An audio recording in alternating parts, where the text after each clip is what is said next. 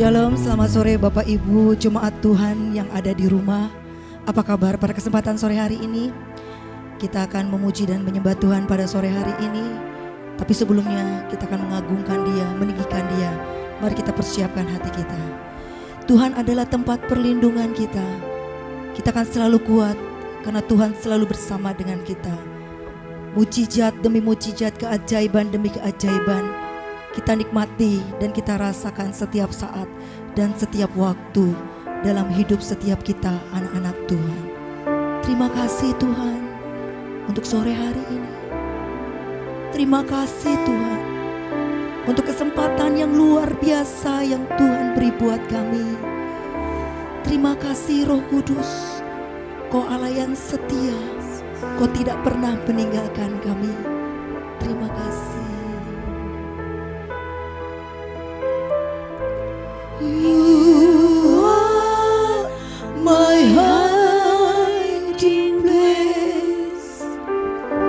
You always fill my heart with songs of deliverance. Whenever I am afraid, I will trust in you. I will trust in you. Let the winds say I am strong in the strength of the Lord. Jesus, you are my hiding place. You always fill my heart with song of deliverance. Wherever I am afraid, I will trust in you. I will trust in you. Let the wind say I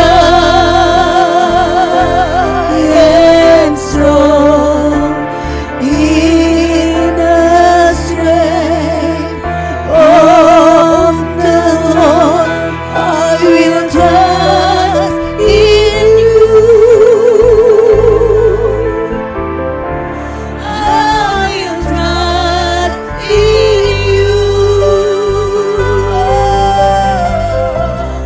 Let the wind say I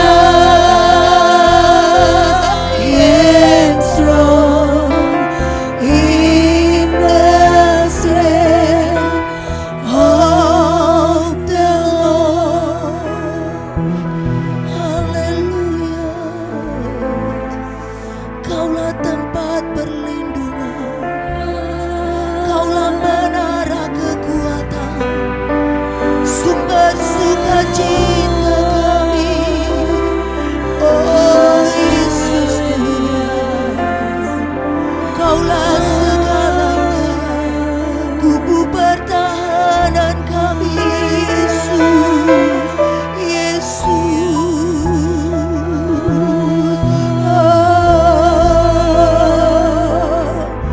I trust you. Ku percaya akan janji-Mu Tuhan. Kaulah pengharapan penyembuhku. Yesus, terima kasih untuk segalanya Tuhan. Kesembuhan terjadi dalam hidup setiap kami. Pemulihan terjadi dalam hidup kami. Di saat kami menikmati mujizat dari-Mu, biarlah hati kami akan selalu melekat dengan hati Tuhan. Sehingga Tuhan, setiap langkah kami Tuhan, kami akan mengerti seluruh isi hati Tuhan, mengerti rencana Tuhan yang terbaik untuk hidup kami. Terima kasih untuk kesempatan yang luar biasa, waktu yang Tuhan beri buat kami. Inilah rasa syukur dan ucapan kami kepada-Mu Tuhan. Terima kasih. Lekatkan hatiku, melekat dengan hati-Mu. Tetapkan langkahku sejalan dengan firman-Mu.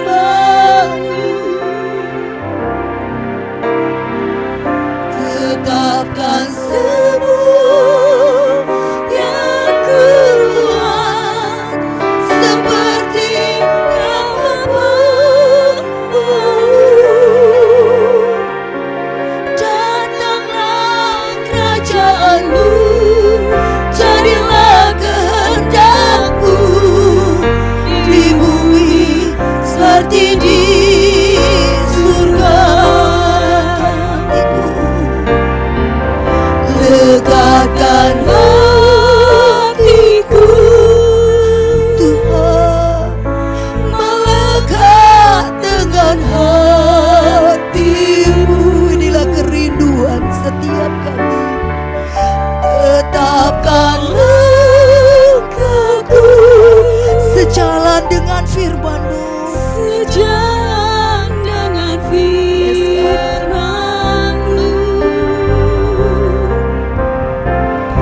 Tetapkan semua yang kubuat seperti yang Bapa-Mu.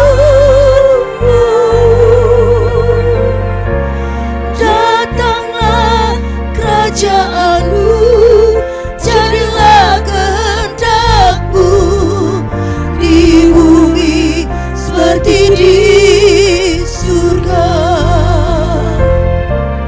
Datanglah kerajaan-Mu, jadilah kehendak-Mu di bumi seperti di surga.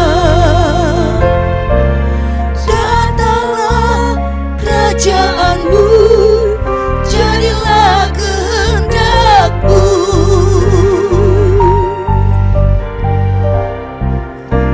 di bumi seperti di surga.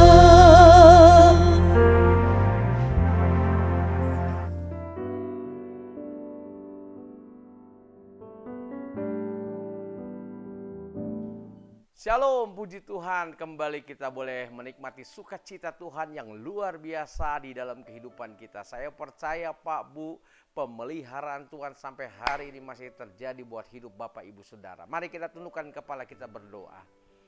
Bapa, kami ucap syukur kepadamu karena anugerah Tuhan, karena kasih setia Tuhan, kami boleh ada untuk kembali menerima kebenaran firman Tuhan. Bukakan hati dan pikiran kami untuk kami mengerti rencana Tuhan di dalam kehidupan kami, sehingga kami tidak berjalan melalui Tuhan pemikiran kami yang sempit ini Tuhan. Tapi kami berjalan dengan mengandalkan Tuhan dalam hidup kami. Di dalam nama Tuhan Yesus Kristus kami siap untuk menerima kebenaran firman Tuhan. Urapi hamba-Mu, urapi umat-Mu, sehingga kami sama-sama menikmati sukacita. Haleluya. Amin, amin, amin. Saya lagi puji Tuhan, shalom Bapak Ibu Saudara. Saya percaya pemeliharaan Tuhan masih tetap berlangsung buat setiap kita. Kasih Tuhan masih terjadi dalam kehidupan Bapak Ibu Saudara. Oke, Bapak Ibu Saudara, saya juga mohon maaf minggu lalu kami tidak menayangkan siaran dikarenakan ada satu dan lain hal yang memang urgent yang kami tidak dapat hindari. Namun hari ini kita tetap percaya kasih Tuhan luar biasa dalam kehidupan setiap kita. Nah, Bapak Ibu Saudara, seperti kita ketahui bersama bahwa pandemi COVID-19 memang belum berakhir sampai hari ini.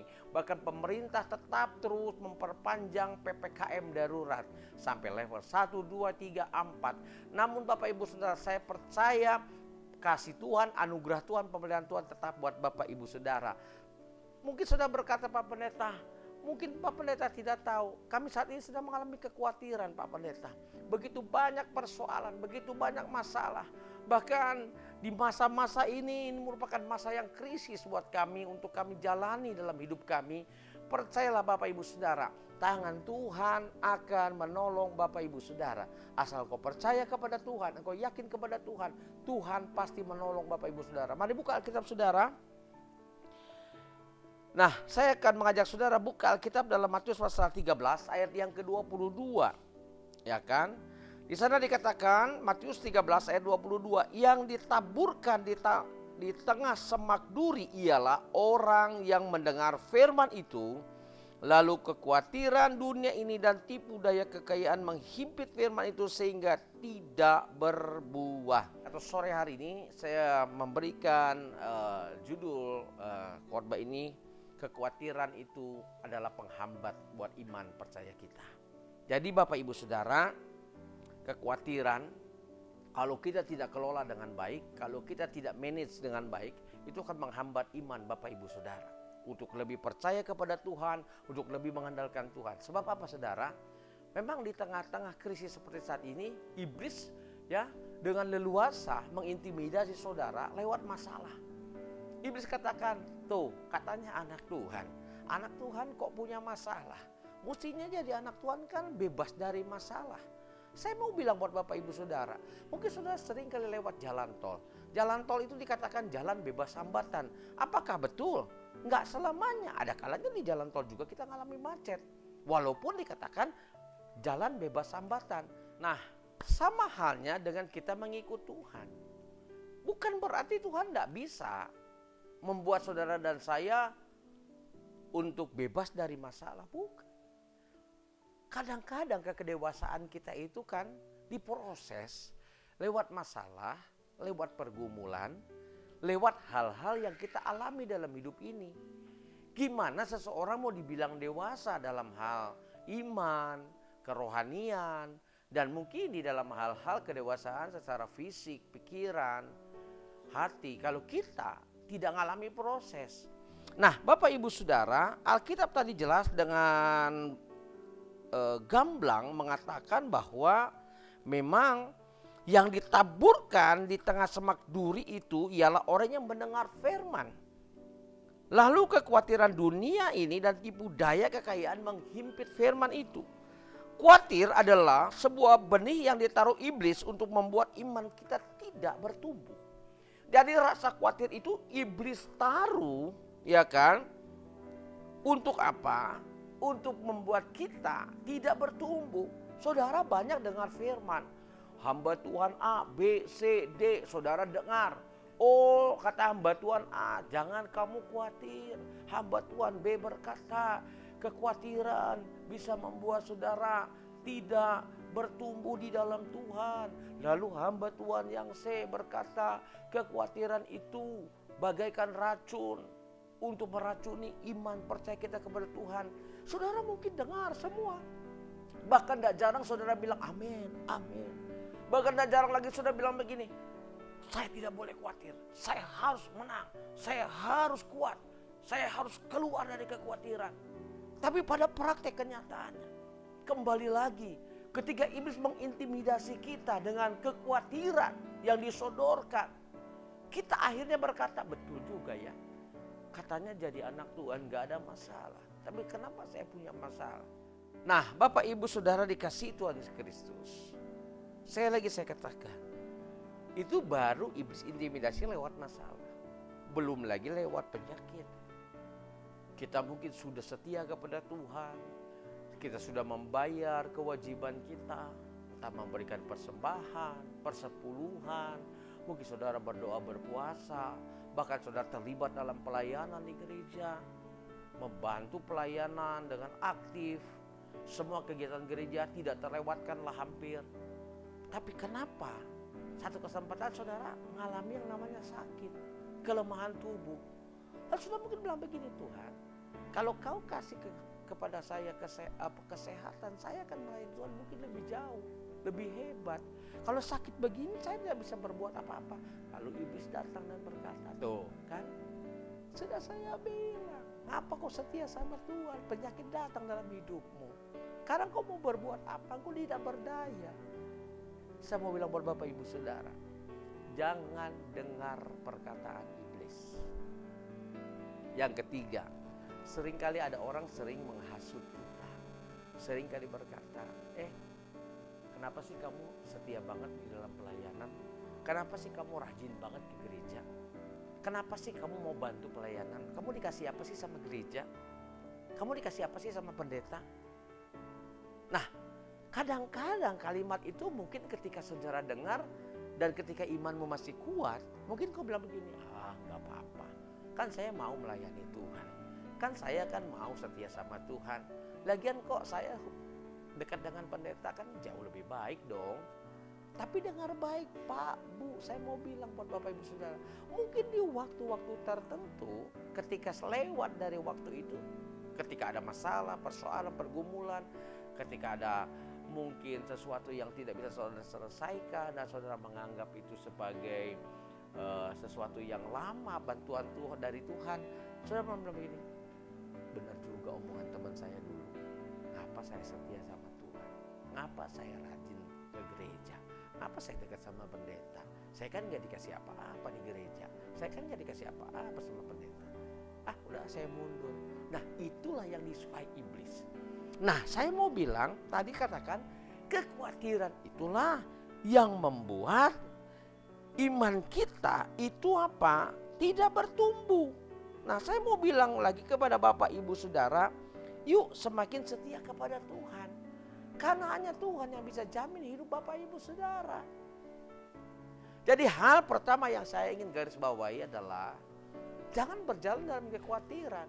Sekalipun kekhawatiran itu ada, kekhawatiran itu bukan sesuatu yang luar biasa, sesuatu yang biasa terjadi dan dialami oleh semua orang dalam hidupnya. Yang paling pasti ketika datang kekhawatiran, kita yang harus memanage, kita yang harus mengelola kekhawatiran itu. Kalau saya larut dalam kekhawatiran, berarti saya akan lemah. Kalau saya larut dalam kekhawatiran, lama-lama saya akan mungkin tidak percaya lagi sama Tuhan dan bahkan jauh lebih untuk meninggalkan Tuhan. Nah, kalau kita bisa mengenal bentuk kekhawatiran yang menyerang hidup kita, kita akan manage. Oh ya, kekhawatiran datang. Kita bilang begini, aku tahu kamu pasti akan melemahkan imanku. Kekhawatiran datang, pasti kau akan menyuruh aku jauh dari Tuhan. Kekhawatiran datang, pasti kamu cuma mengintimidasi aku dengan semua masalah, dengan penyakit yang aku alami. Nah, kalau kita bisa keluar dari pola pikir seperti itu, maka saya mau bilang, kekhawatiran itu bukan sesuatu yang sangat menakutkan. Karena kita masih punya Tuhan yang luar biasa dahsyat. Nah, Bapak Ibu Saudara dikasihi Tuhan Yesus Kristus, yang kedua saya mau catat di dalam 1 Petrus pasal 5 ayat yang ke-7. Alkitab katakan, serahkanlah segala kekhawatiranmu kepadanya sebab ia yang memelihara kamu. Kalimatnya jelas, serahkanlah. Serahkan itu berarti memberikan. Ya kan? Saya punya kekhawatiran. Anggaplah ini bentuk kekhawatiran saya. Saya serahkan sama Tuhan. Artinya saya sudah tidak pegang lagi. Saya serahkan sama Tuhan, terserah Tuhan. Saya punya kekhawatiran. Saya punya masalah. Saya sedang sakit. Saya serahkan sama Tuhan. Yang terbaiknya mesti seperti apa? Yang Tuhan mau dalam hidup saya seperti apa? Itu yang baik. Sebab Alkitab katakan, serahkanlah segala kekhawatiranmu kepadanya, kepada Tuhan, sebab ia yang memelihara kamu. Tuhan yang memelihara kita. Kalau kita sudah serahkan bentuk kekhawatiran kita kepada Tuhan, pergumulan kita, penyakit kita kepada Tuhan, dengar. Dan Tuhan sudah terima. Tuhan tahu apa yang akan dia kerjakan buat Bapak Ibu Saudara. Tuhan lebih tahu. Yang pegang hari esok kita aja Tuhan. Yang pegang hidup mati kita juga Tuhan. Apa yang saudara dan saya inginkan? Ingat nggak kalau kita ulang tahun? Sering kali kita dengar ayat ini, ya kan? Umur panjang di tangan kanannya, kekayaan kehormatan di tangan kirinya. Nah sekarang semua yang dicari manusia itu ada di tangan Tuhan. Kenapa kita harus cari Tuhan yang lain dalam tanda petik? Kenapa kita tidak pernah mau lebih mempercayai Tuhan yang pegang semuanya? Kenapa kita harus mencari-cari Tuhan yang gak jelas? Kenapa kita harus tidak yakin sama Tuhan yang jelas yang pegang hari esok kita? Kekayaan, kehormatan, bukankah itu yang dicari semua manusia? Manusia mana? Siapa yang tidak sedang mencari harta kekayaan dalam hidupnya? Kalau dia dalam hidupnya dikasih kesempatan, mereka akan mencari kekayaan gimana sebanyak-banyaknya. Itulah yang seringkali firman Tuhan katakan, cukupkanlah dirimu. Nah, kenapa dikatakan begitu? Karena manusia itu kalau tidak dibatasi, mereka ini kadang serakah, kita ini kadang serakah dalam hidup. Nah, seperti tadi saya katakan, umur panjang di tangan kanannya, kekayaan kehormatan di tangan kirinya. Sekarang saudara mau cari apa? Kekayaan kehormatan udah jelas kok, ada di tangan kirinya Tuhan. Ya, saudara mau jadi orang kaya, saudara mau cari kehormatan di tangan kirinya Tuhan. Saudara mau umur panjang di tangan kanan Tuhan. Apa artinya sudah diberikan kekayaan, kehormatan kalau umurmu pendek? Ya kan? Lalu ada juga seringkali orang berkata, apa gunanya umur panjang Pak Pendeta? Kalau tidak ada kekayaan, kehormatan, hidup dalam kemiskinan juga repot juga Pak Pendeta. Nah sekarang tergantung, kan semua di tangan Tuhan. Makanya sekarang kembali lagi kepada Alkitab dalam kitab Amsal 3 ayat 15 tadi. Jelas buat Bapak Ibu Saudara di dalam ayat yang ke-15 dan ayat yang ke-16. Ayat 16 berkata umur panjang di tangan kanannya, kekayaan kehormatan di tangan kirinya. Ya kan? Nah, kembali saudara saya harus mengerti apa maksud daripada firman Tuhan. Kalau saudara ngerti bahwa kekhawatiran itu hanyalah duri, hanyalah racun yang menghambat pertumbuhan imanmu, yuk buang. Saya di rumah saya ada tanam pohon jeruk. Jeruk yang kecil itu asem, ya kan? Warnanya kalau sudah ini orange. Ya. Nah, secara waktu awal-awal, wah begitu banyak buahnya. Tiba-tiba ada semacam parasit putih. Mulai ada saya lihat di daun, kemudian di dahannya dan lain. Lama-lama pohon itu kemudian mulai mengecil. Daunnya tidak banyak lagi, buahnya bahkan sudah jarang. Nah, kalau saya tidak bersihkan, kalau saya tidak kasih pupuk, ya kan, atau pembasmi hama, lama-lama pohon itu akan dikuasai oleh hama putih yang akan membuat pohon itu mati. Nah, kalau kekhawatiran itu tidak cepat dibasmi dalam tanda petik, maka lambat atau cepat kekhawatiran itu akan mencekik iman percaya kita. Saudara dengar firman Tuhan saudara anggap alah bullshit itu. Itu kan pintar-pintar pendeta ngomong. Alah, udahlah saya bosan dengerin khotbah tapi mujizat nggak pernah terjadi. Alah, udahlah. Saya mau bilang dengar baik. Ketika firman Tuhan itu bertumbuh dalam hidup kita, ya, dan iman kita naik, meningkat, dan akhirnya kita bertumbuh dewasa dalam iman, saya mau bilang, engkau pasti akan berbuah. Engkau pasti akan menghasilkan sesuatu yang berbeda. Dan engkau akan jadi berkat buat banyak orang. Nah, selama engkau belum bisa mengusir roh kekhawatiran dalam hidupmu, Saudara mau dengerin khotbah siapapun nggak akan ngaruh. Tetap saudara akan khawatir, tetap saudara akan takut. Hari ini tugas kita adalah serahkan semua kekhawatiran kepada Tuhan. Pak, Bu, saya mau bilang, serahkan berarti udah terserah Tuhan. Tuhan yang ambil alih. Seringkali kita suka sok tahu, pinter ngeguruin orang, pinter ngomongin orang. Kadang yang paling sering kita lakukan adalah inginnya selalu mengusik hidup orang lain. Kita nggak suka lihat orang lain damai, orang lain bahagia. Kita kadang-kadang merasa, kenapa ya kok dia bisa begitu ya? Kok kenapa saya enggak? Udah buang semua itu. Itu salah satu bentuk yang membuat engkau kecewa sama Tuhan dan membuat engkau kecewa sama manusia. Akhirnya apa? Timbul kekhawatiran dalam diri kita. Aduh, kenapa kok hidup saya nggak seperti orang itu? Kenapa kok orang lain bisa bahagia, saya nggak bahagia? Saya punya prinsip dalam hidup. Kalau saya lihat jemaat diberkati, puji Tuhan, haleluya. Kalau saya lihat jemaat bisa enjoy bersama keluarganya, bisa jalan-jalan kah, refreshing kah, ya, saya bilang mantap. Di masa-masa seperti saat ini apa sih yang sudah bisa kerjakan? Mengucap syukur sama Tuhan. Kalau masih bisa makan, bisa jalan-jalan, apalagi. Jangan orang jalan-jalan, kita yang repot, kita yang pusing, kita yang khawatir. Orang yang jalan-jalannya juga nggak minta duit sama kita, kenapa kita yang jadi repot? Akhirnya kita jadi terjebak kepada kekecewaan, akhirnya kekhawatiran muncul. Jadi hari ini saya mau bilang buat Bapak Ibu Saudara, yuk Pak, Bu, berjalanlah di dalam jalannya Tuhan. Dan satu hal yang ingin saya sampaikan sebelum saya akhiri khotbah ini, biasakanlah untuk hidup jadi berkat. Ya.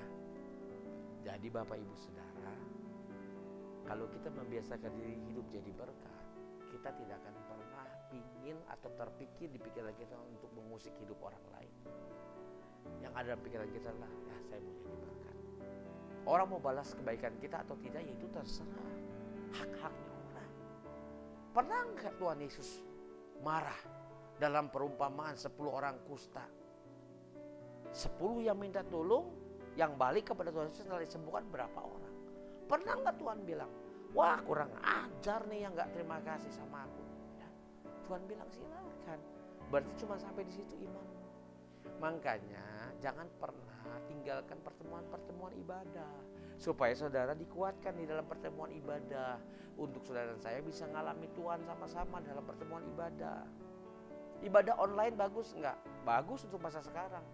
Tapi kalau terus-terusan online juga saudara, mungkin menurut saya seorang hamba Tuhan, ya bukan gak bagus, tapi lebih bagusnya kita bisa tatap muka sama-sama. Sehingga kita bisa merasakan orang yang di sebelah kita kok dia nangis dalam ibadah itu. Kenapa ya? Akhirnya kita tahu, oh dia punya pergumulan berat. Kok orang di sebelah sana, kok bisa ya doanya bisa lama, bisa khusyuk. Kenapa saya enggak ya? Ya, akhirnya kita tahu gimana caranya ya. Lalu apa yang menjadi persoalannya? Akhirnya kita kuat. Oh iya, ternyata beban saya, masalah saya enggak seberat orang sebelah ini. Ya, doa saya enggak sekhusyuk orang itu. Akhirnya kita berusaha untuk apa? Belajar untuk meningkatkan kualitas iman kita di dalam Tuhan. Nah, Bapak Ibu Saudara, biarlah kebenaran firman Tuhan malam hari ini membuat kita sadar dan mengerti. Dengar, kekhawatiran itu menghambat pertumbuhan iman. Jadi mulai hari ini, anggaplah khawatir itu sesuatu yang biasa. Ya, sebab kalau engkau sudah anggap kekhawatiran itu menjadi sesuatu pandemi, apalagi jadi endemi, nanti akan merusak iman saudara. Jadi hari ini semua itu sesuatu yang biasa. Selama masih ada Tuhan, serahkan segala kekhawatiran kepadanya. Dia akan memelihara hidup Bapak Ibu Saudara. Doa saya, engkau kuat menghadapi tantangan, menghadapi persoalan pergumulan. Jangan urusin urusan orang. Sekarang fokuslah kepada Tuhan, supaya pertolongan Tuhan nyata dalam hidup kita. Mari kita sama-sama berdoa. Hamba mengucap syukur kepadamu ya Tuhan, buat semua berkat, buat semua anugerah Tuhan yang luar biasa yang boleh kami terima. Bahkan malam hari ini kami boleh menikmati sukacita Tuhan, karena kasih Tuhan luar biasa. Kami mau menyerahkan segala kekhawatiran kami kepada Tuhan. Kami pastikan, kami percaya Tuhan kami dahsyat, bisa membuat kami keluar dari rasa khawatir yang kami seringkali alami dan hadapi dalam hidup. Terima kasih Bapak. Sekarang Bapak Ibu Saudara, andangkan tangan saudara depan Tuhan, arahkan mata hati saudara kepada Tuhan. Sekarang terimalah berkat dari Allah Bapa, sukacita damai sejahtera dari Tuhan Kristus, serta mesra Roh Kudus yang mulai saat hari sampai selama-lamanya. Sama-sama katakan amin. Puji Tuhan. Dari tempat ini bersama dengan Ko Willy, saya menyampaikan salam sehati buat kita semua. God bless you all.